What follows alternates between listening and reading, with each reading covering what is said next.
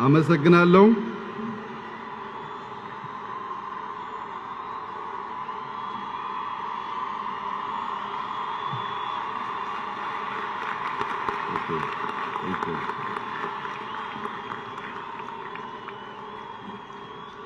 ስትደመሩ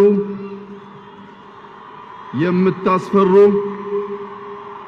በጋራ ድምጻችሁ ሲወጣ የሀገር ኩራት የሆናችሁ የኢትዮጵያዊነትን ልክ እና ደርዝ ማሳየት የቻላችሁ ኪሳችሁ ሳይሆን ልባችሁ ጠንካራ የሆነ በመካከለኛው ምስራቅ የምትገኙ ውድ የሀገሬ ልጆች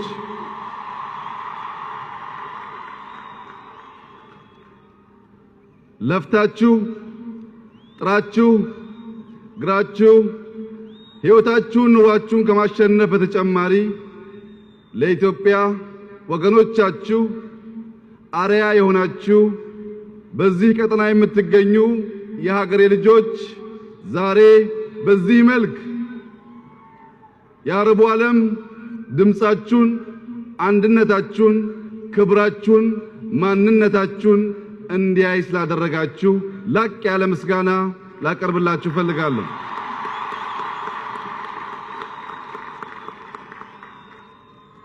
በብዙ ሀገራት በርካታ ወዳጆች ቢኖሩንም የተባበሩት አረብ ኤሚሬትስ ፕሬዝዳንት እጅግ የተከበሩ ሼክ መሐመድ ቢን ዛይድ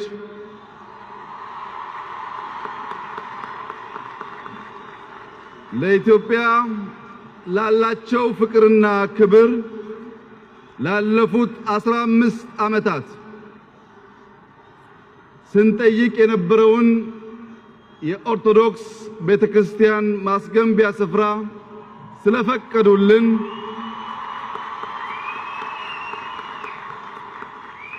በዚህ ሀገር የሚኖሩ የመኖሪያ ፍቃድ ያላገኙ ኢትዮጵያውያን የሚያገኙበት ሁኔታ እንዲመቻች ስለፈቀዱ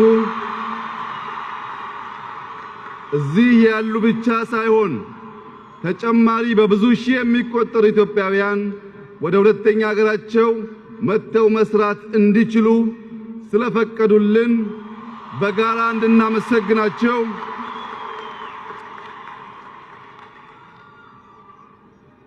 ለእኚህ ታላቅ ሰው ኢትዮጵያ በጊዜ መካከል ምስጋናዋ ሳይቋረጥ የምትከፍል መሆኑ እንደተጠበቀ ሆኖ እኔም በእናንተ ፊት ጤና፣ እድሜ፣ ሰላምና ብልጽግና እመኝላቸዋለሁ።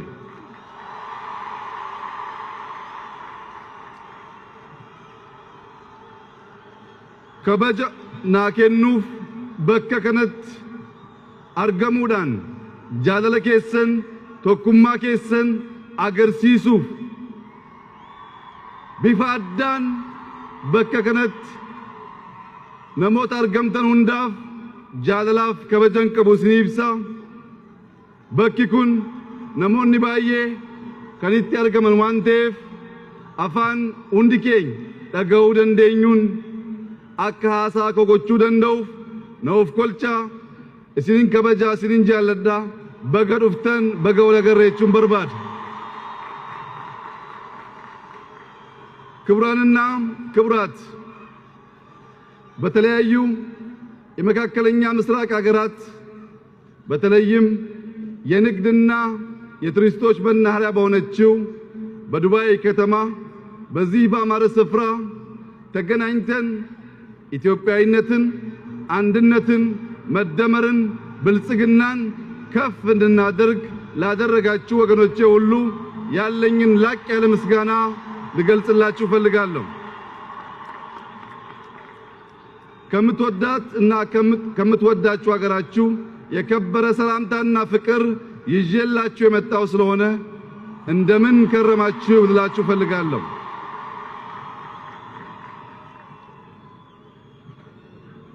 ኢትዮጵያውያን ዛሬ በዚህ ስፍራ በዚህ መልክ ተገናኝተን ደስታችንን ስንካፈል ባለፈው ዓመት በአሜሪካና በአውሮፓ ከሚኖሩ አያሌ ኢትዮጵያውያን ጋር የመገናኘትና የመወያየት እድሉ ነበረኝ።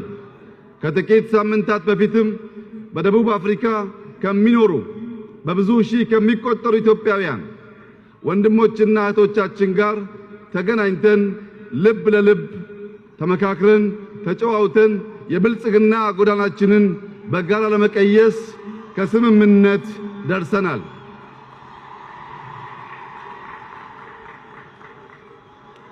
ዛሬ ደግሞ ፈጣሪ ፈቅዶ እጅግ ብዙ ኢትዮጵያውያን እህቶቻችንና ወንድሞቻችን ከምትገኙበት መካከለኛው ምስራቅ ተገኝተን ስለ ሀገራችን፣ ስለ እናንተ፣ ስለ ቀጠናችን፣ ስለ ሰላም፣ ስለ ብልጽግና፣ ስለ ፍቅር፣ ስለ አንድነት፣ ስለ ይቅርታ መነጋገር በመቻላችን ልባዊ ደስታና ክብር የተሰማኝ መሆኑን ልገልጽላችሁ ፈልጋለሁ። በሌሎች ሀገራት እንደሚኖሩ ወገኖቻችሁ ሁሉ በዚህ የምትኖሩ ኢትዮጵያውያንና ትውልደ ኢትዮጵያውያን ወደዚህ የመጣችሁት በስራና ድካም ኑሯችሁን ለማሸነፍ ቀን ከሌት ታግላችሁ ድህነትን ለማምለጥና ፈተናዎችን ወደ ድል ለመቀየር ነው። ብዙዎቻችሁ የተገኘውን ስራ ሰርታችሁ ከራሳችሁ አልፋችሁ ሌሎች ለመትረፍና ለማካፈል በማሰብ በዚህ ስፍራ ቀን ከሌት የምትተጉ መሆናችሁን ኢትዮጵያውያን በኩራት ይመለከቱታል።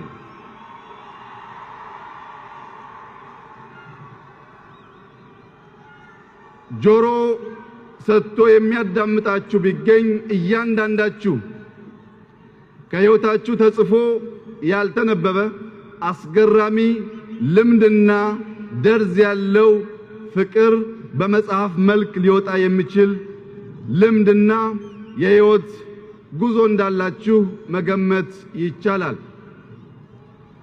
አኗኗራችሁና ለሀገር የምታበረክቱት አስተዋጽኦ በልዩነት ሊነገር የሚገባውና ትምህርት ሊቀሰምበት የሚገባው እንደሆነም በጽኑ እናምናለን። እንደሚባለው ደግነት ሁሉም ሰው የሚሰማው ቋንቋ፣ የሚናገሩት ግን ጥቂቶች ናቸው።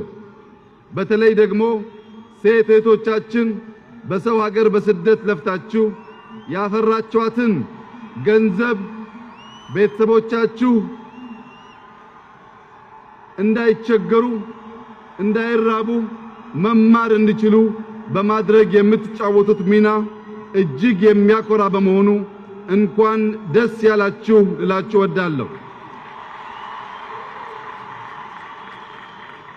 በእናንተ ጥሪት፣ በእናንተ እርዳታ የሚማሩና ለወግ ለቁም ነገር የበቁ ኢትዮጵያውያን ነገ ሀገራችን ስትበለጽግ በብዙ መምራት ማሻገር የሚችል ሐሳብ በመፍጠር ኢትዮጵያን ከሚገባት ማማ ላይ ሊያውሏት እንደሚችሉም በማመን ጭምር ከወዲሁ የምታደርጉት ኢንቨስትመንት ፍሬያማ መሆኑን እንድታስቡና እንድትኮሩ ላሳስባችሁ እፈልጋለሁ። ይህ የችግር ዘመን አልፎ ሀገራችን በብልጽግና ማማ ላይ ወጥታ ከልጆቿ ተርፋ የሌሎች መጠለያ የምትሆንበት ጊዜው ሩቅ አይደለም። ያኔ በዚህ አንጸባራቂ መልካም ስራችሁ ሁሌም ስናመሰግናችሁና ስናስታውሳችሁ እንኖራለን።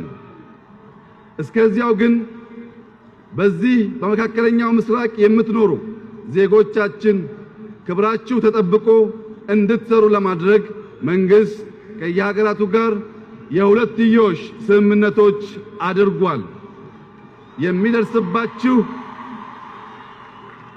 የሚደርስባችሁ ስቃይና እንግልታችሁ እንዲቀንስ ወደፊትም ተከታታይ ስራዎችን ማከናወናችንን እንደምንቀጥል በዚህ አጋጣሚ ላረጋግጥላችሁ እወዳለሁ።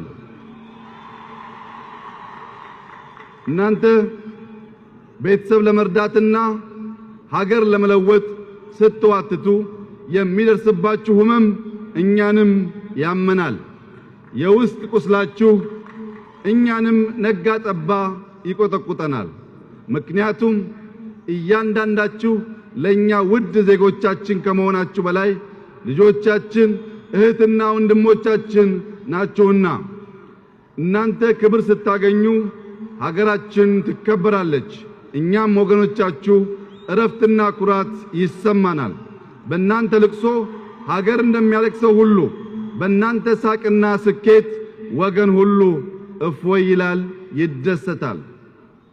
ውድ ወገኖቼ ሁላችሁም እንደምትገነዘቡት እኛ ኢትዮጵያውያን ከሌላው የዓለም ክፍል በተለየ ከመካከለኛው ምስራቅ ሀገራት ጋር በብዙ የምንተሳሰር ለብዙ ሺህ ዘመናትን ያስቆጠረ ዝምድናና ትስስር ያለን በታሪክ በእምነት በባህልና በቋንቋ እንዲሁም በንግድና በስጋ ከጥንታውያን ስልጣኔዎች ጀምሮ የነበረን ትስስር እስካሁንም ዘመን ተሻግሮ እንደቀጠለ ነው። ቀደምቶቹ የሀገራችን አንጋፋ እምነቶች ክርስትናና እስልምና ምንጫቸው እዚሁ መካከለኛ ምስራቅ ነው። በእስልምና ታሪክ ውስጥ ጉልህ ድርሻ ከሚሰጣቸው ቦታዎች መካከል ሀገራችን ኢትዮጵያ በግንባር ቀደምትነት ተጠቃሽ ነች። ለምሳሌ ነብዩ መሐመድ ሰለላሁ ዐለይሂ ወሰለም በፍትህ አዋቂነታቸው በመልካም የመንግስት አስተዳደር ስርዓታቸው ምክንያት ኢትዮጵያውያንን አምነው ልጆቻቸውን የቅርብ ዘመዶቻቸውንና ሰሃቦቻቸውን ጨምረው ወደኛ ሰደዋል። ኢትዮጵያውያን በመካከለኛው ምስራቅ ታሪክ ውስጥ በእምነት አስተማሪነት፣ በሀገር መሪነት፣ በስነ ጥበብ አዋቂነት፣ በንግድ ታላላቅ ቦታዎችን ይዘው መኖራቸው ይታወቃል። የባቤል መንደብ ሰርጥ የመገናኛችን ድልድይ ሆኖ ለዘመናት ኖሯል። መሬቶቻችን ሲቆፈሩ የኛ ቅርሶች የመካከለኛው ምስራቅ ቅርሶች በእኛ ከርሰ ምድር ውስጥ ይገኛሉ። የመካከለኛው ምስራቅ ሀገራት እንደ ዛሬው በሀብት ሳይደረጁ በፊት ስራ ፍለጋና ኑሮን ለማሸነፍ ከሚሰደዱባቸው ሀገራት አንዷ ኢትዮጵያ ነበረች። ዛሬም ቢሆን በሶሪያና በየመን ባለው አሰቃቂ ጦርነት ችግር ምክንያት የእነዚህ ሀገራት ዜጎች ሲበተኑ ሀገራችን ኢትዮጵያ እጆቿን ዘርግታ እየተቀበለቻቸው ነው። ከዚህም በተጨማሪ ከሶማሊያ፣ ከደቡብ ሱዳን እና ከሌሎች ሀገሮች በተለያየ ምክንያት የተፈናቀሉ ጎረቤት ወገኖቻችን አስጠለን እናግዛለን። ይህ ሁሉ የሚያሳየ ምንም እንኳ ለጊዜው ሚዛን ደፍቶ ተሰዳጅና ችግረኞች እኛ ብንመስልም ታሪክም ሆነ በመጪው ዘመን የሚያስረዳን ሀገራችን ተቀባይ ብቻ ሳትሆን ሰጪም፣ ተሰዳጅ ብቻ ሳትሆን ስደተኞች ተቀብላ የምታስተናግድ የደግ ሕዝቦች ምድር መሆኗን ነው። ስለዚህም ይህ ጊዜ አላፊ መሆኑን በመረዳት ከአንገታችሁ ቀና ብላችሁ ሂዱ። ዛሬም በኢትዮጵያዊነታችሁ ኩሩ። እመኑኝ፣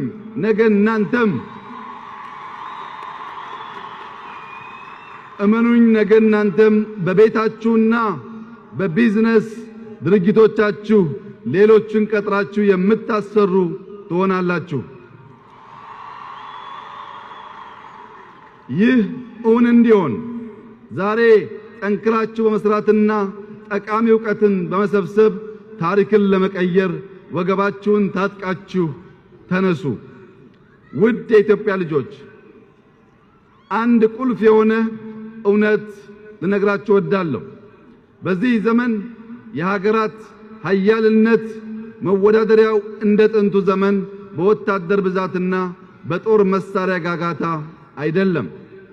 የመንግስታት ገናናነት ማሳያ፣ የሀገራት ተሰሚነት ማረጋገጫ፣ የዜጎች ኑሮ ምቾትና የሕይወታቸው ጥራት ማሻሻያ ዋነኛው መለኪያ ብልጽግና ነው።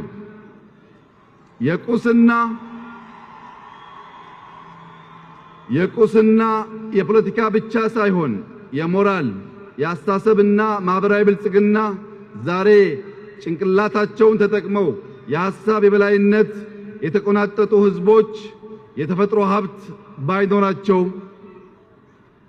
ኃያል ከመሆን የሚያግዳቸው ነገር አለመኖሩን በብዙ የአእምሮ ብልጹግ ሀገራት ውስጥ ማየት መማር ችለናል። ዱባይም የዚህ አንዱ ማሳያ መሆን ትችላለች።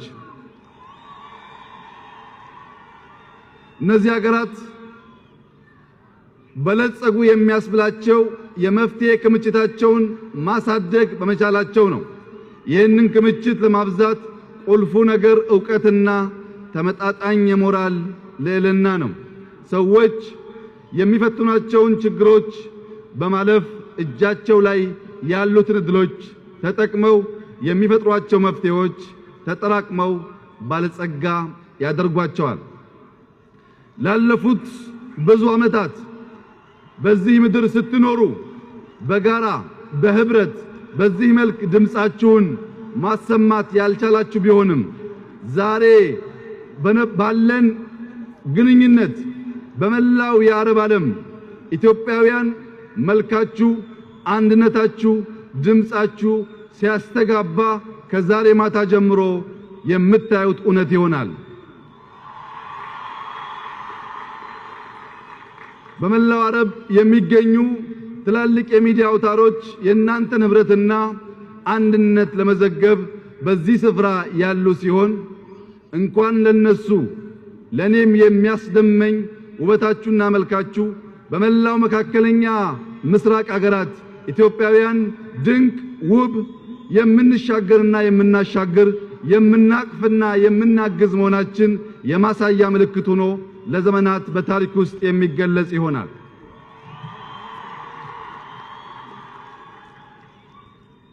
አሁን ያለንበትን ለመፍታት የሚያስችሉንን የመፍትሄ ክምችቶች ለመፍጠር ለመተባበር በግለሰቦች ጥረት ብቻ እውን መሆን የሚችሉ ባለመሆኑ መደመር ለኛ ቁልፍ የመሻገሪያ ሚስጥር ነው።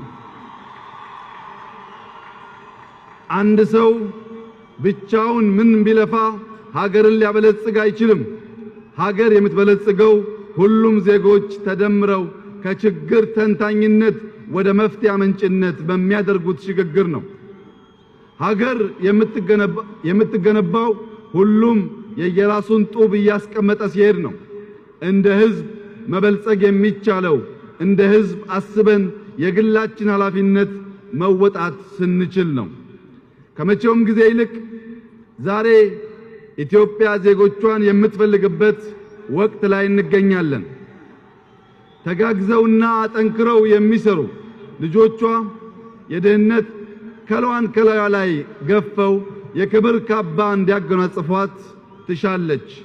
ሀገርና ህዝብን ወደ ብልጽግና ከፍታ ማማ የማውጣት በኢኮኖሚና በፖለቲካ ወደ ተሻለ ምዕራፍ በፍጥነት የማሸጋገር ኃላፊነት የማንም ሳይሆን የዚህ ትውልድ ኃላፊነት ብቻ ነው የሚሆነው።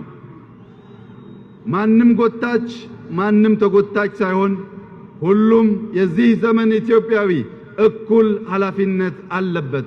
ሁሉም ሀገሬ ብሎ ተነስቶ ያለውን አንጠፍጥፎ ለሀገሩ ከሰጠ ነገ ሀገራችን ዛሬ ለእኛ ህልም የሆነብንና አሰሪዎቻችሁ ከሚኖሩት ኑሮ በእጥፍ የተሻለ የተትረፈረፈ ኑሮ ለልጆቻችን መስጠት ትችላላችሁ። ይህ ሀገር በትጋት በብቃት እና በቆራጥ አመራር መበልጸግ መለወጥ እንደቻለ ሁሉ የኛም ሀገር ለውጥ የሚረጋገጠው በተደመረ ክንድና በብልጽግና ሐሳብ መሆኑን ለናንተ መንገር አያሻኝም።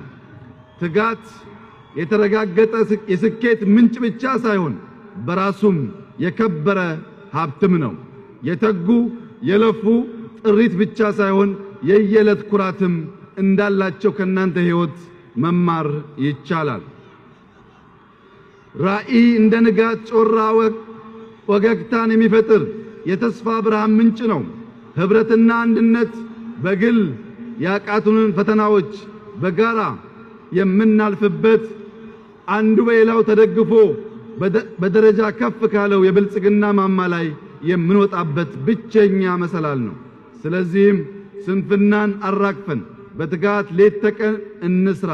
ተስፋ መቁረጥንና ጨለምተኝነትን አስቀርተን በጋራ በትብብር በፍቅር ለማሸነፍና ለመሻገር እንትጋ። የዛሬውን ድህነታችንን ሳይሆን መጪውን የሀገራችንን ብልጽግና እያየን ለነገይቱ ኢትዮጵያ ያለንን ሳንቆጥብ እንስጥ። የወገናችንን ጥቃት የኛ ጉዳት፣ የእያንዳንዳችንን ድል የሁላችን ስኬት እንደሆነ በማሰብ በመረዳትና በመተባበር በባዕድ ምድር ውስጥ ጠንካራ ህዝቦች መሆናችንን እናሳይ። ጠንክረን ተባብረን በተስፋ ከሰራን መበልጸግም መከበርም እንችላለን።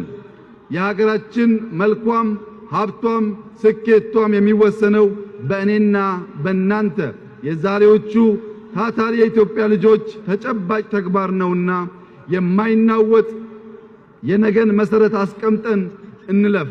በሚያልፍ ዕድሜ የማያልፍ ታሪክ እንስራበት። ለዚህ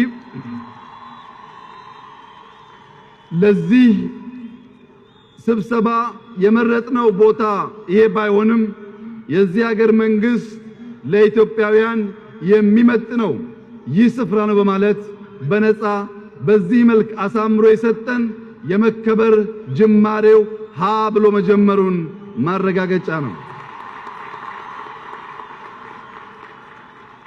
የተከበራችሁ ወገኖቼ፣ እንደምታውቁት በዚህ በመካከለኛው ምስራቅ ያሉ ሀገራት ህዝቦች ሁለት አይነት ጠባይ ያላቸው። ለምሳሌ አሁን የምንገኝበት የተባበሩት አረብ ኤሚሬት ብትወስዱ 7 ሀገር መሆን የሚችሉ ግዛቶች በአንድ ላይ ተጣምረው የፈጠሩት ፌዴሬሽን ነው።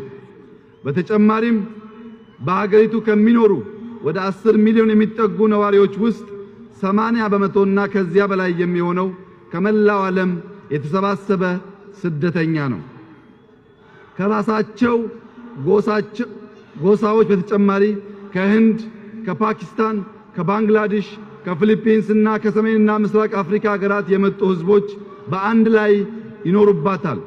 ታዲያ እነዚህ ህዝቦች በአንድነት ለጋራ ብልጽግና እንዲተጉ ብዝሃነታቸው እንቅፋት አልሆነባቸውም።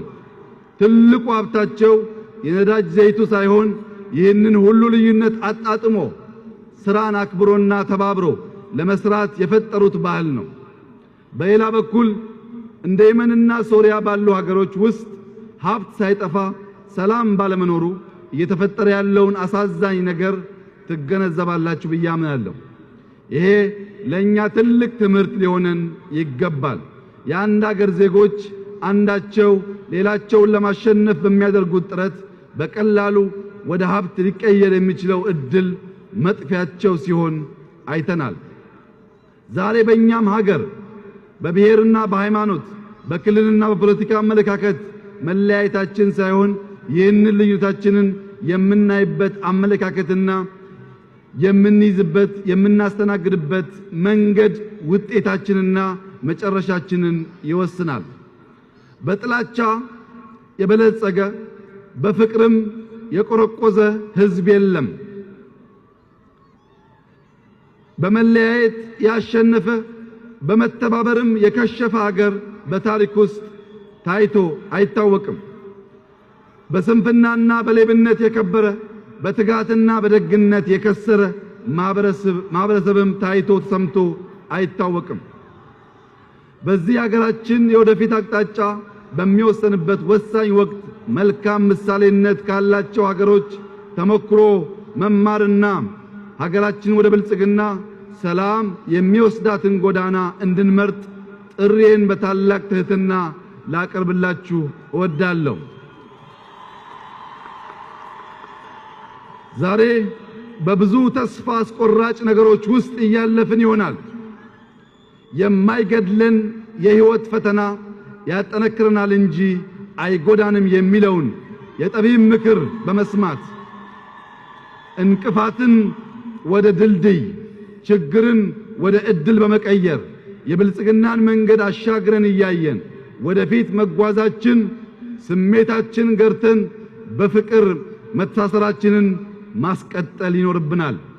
አሁን በአገራችን ሊጠፋ የማይችል የለውጥ ችቦ ተለኩሷል። ዳር ቆመን የምንታዘብበት፣ የምንነቃቀፍበት፣ የምንቃወምበት ጊዜ ሳይሆን ሁላችንም የየበኩላችንን ድርሻ ለመወጣት ባለን ሁሉ አቅም፣ ገንዘብ፣ ዕውቀት፣ ችሎታ በአንድነት ተደምረን ሀገራችን ወደ ብልጽግና ግብ ለማድረስ መሮጫ ትክክለኛው ጊዜ አሁን ነው። ይህንን መልካም አጋጣሚ በትክክል በመጠቀም ከግባችን ደርሰን ፈጣሪን ለማመስገንና ድላችንን በሀገራችን ውብ ምድር ለማክበር እናንተም በክብር ተመልሳችሁ የምንገናኝበት ጊዜ ሩቅ እንደማይሆን አምናለሁ። በርግጥም ለሀገራችን የሚታየኝን ዛሬ ልነግራችሁ ፈልጋለሁ።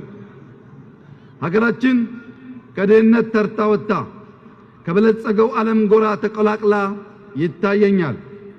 በዚያን ጊዜ እህቶቻችን ተሰደው በሰው ሀገር የሚጎሳቆሉበት፣ ወንድሞቻችን እንጀራ ፍለጋ ወጥተው አንገታቸው የሚቀላበት፣ ጨቅላዎቻችን በበሽታና በረሃብ የሚቀጠፉበት ዘመን አክትሞ ኢትዮጵያ የምትሆንበት ጊዜ ከፊታችን ይመጣል።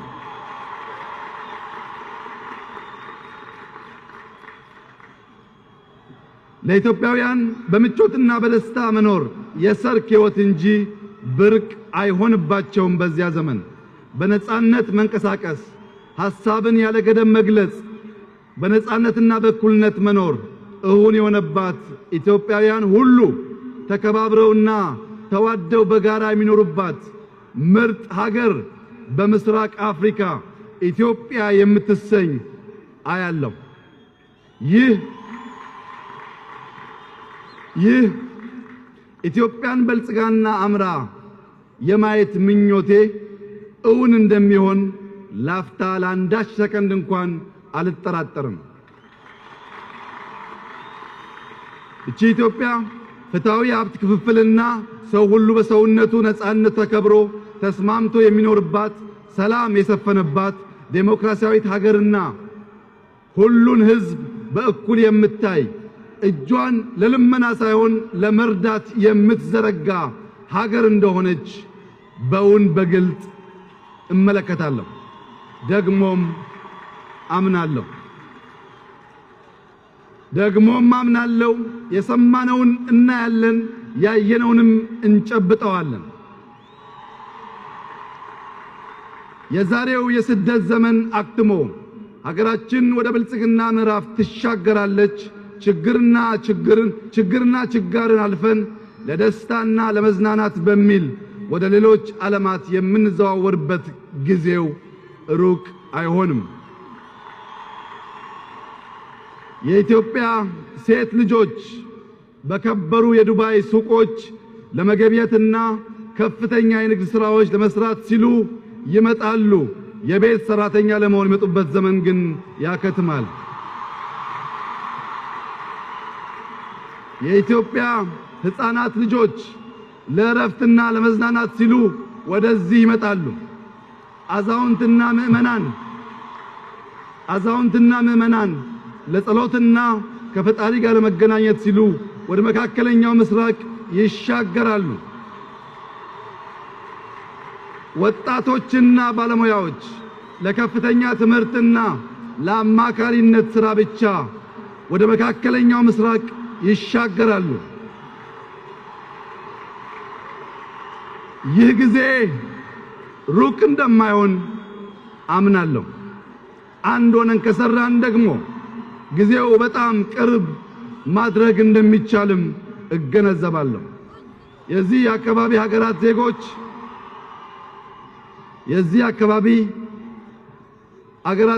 ወደ ሀገራችን ተቀጥረው ለመስራት ወይም የቢዝነስ አጋር ለመሆን አሊያም በመልካሙ የሀገራችን ተፈጥሮ የአየር ጎብኝና ታካሚ ሆነው የሚመጡበት ጊዜም እንደሚኖር ምንም ጥርጥር የለኝም።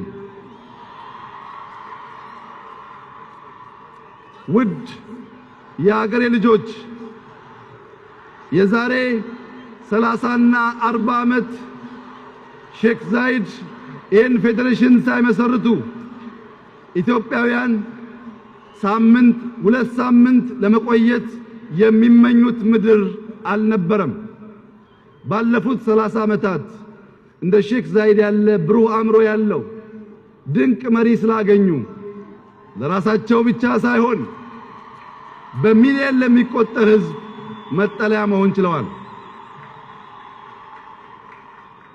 ይህ ለኢትዮጵያ ያለኝን ራዕይና እምነት ለመግለጥ ነብይ መሆን አይጠበቅብንም።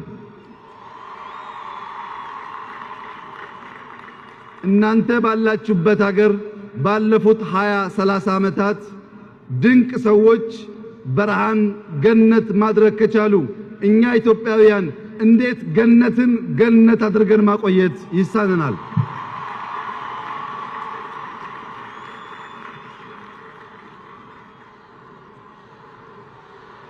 ውድ የሀገሬ ልጆች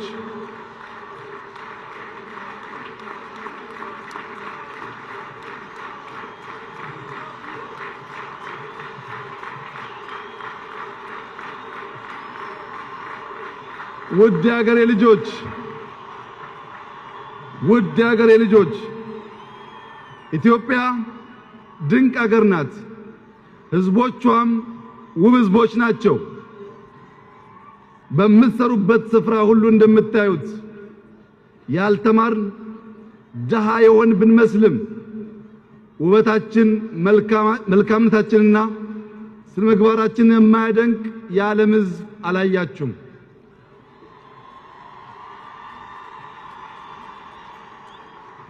መሬት፣ የአየር ንብረት፣ ውብ ሕዝብ፣ ብዙ ቋንቋ ተሰጥቶናል።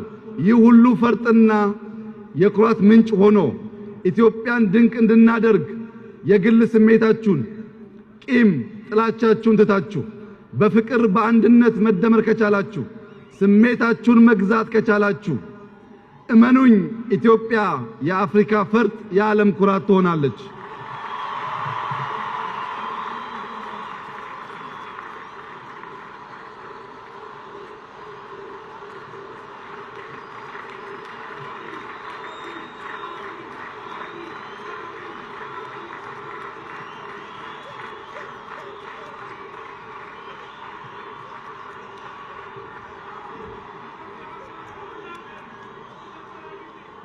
የተከበራችሁ ውድ ኢትዮጵያውያን እናንተ ኪሳችሁ እንጂ ልባችሁ ሀብታም ነው።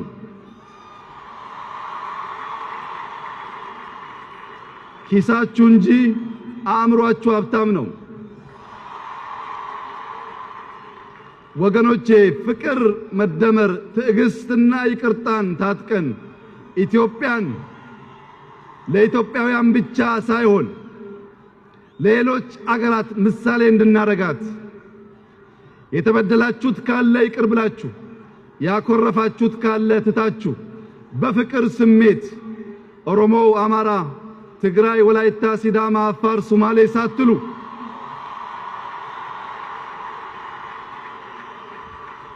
ብትተባበሩ እኛም ባገኘነው እድል ከልብ ሳንሰርቅ በታማኝነት ብናገለግላችሁ ኢትዮጵያ ታላቅ የመሆኗ የማይቀየረው ሲዝን አሁን ነው።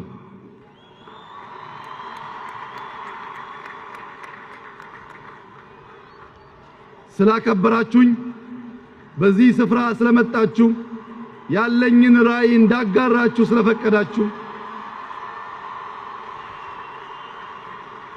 እያንዳንዳችሁን ባላችሁበት ስፍራ መጥቼ አቅፌ መሳም የማይቻለኝ ቢሆንም እጅግ አብዝቼ የምወዳችሁ የማከብራችሁ እንደ እናት ልጅ የማያችሁ የእናንተን ለውጥ የምሻ መሆኔን ልገልጽላችሁ ፈልጋለሁ።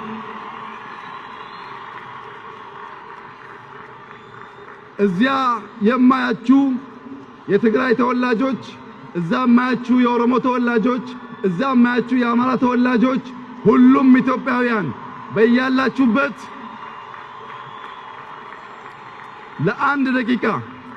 ለአንድ ደቂቃ ሁላችሁም ተቃቅፋችሁ በፍቅር ይቅር እንድትባባሉ በታላቅ ትህትና እለምናችኋለሁ። ለዚያ ምሳሌ እንዲሆን እኔም አምባሳደሬን በማቀፍ አርአያ ሆናችኋለሁ።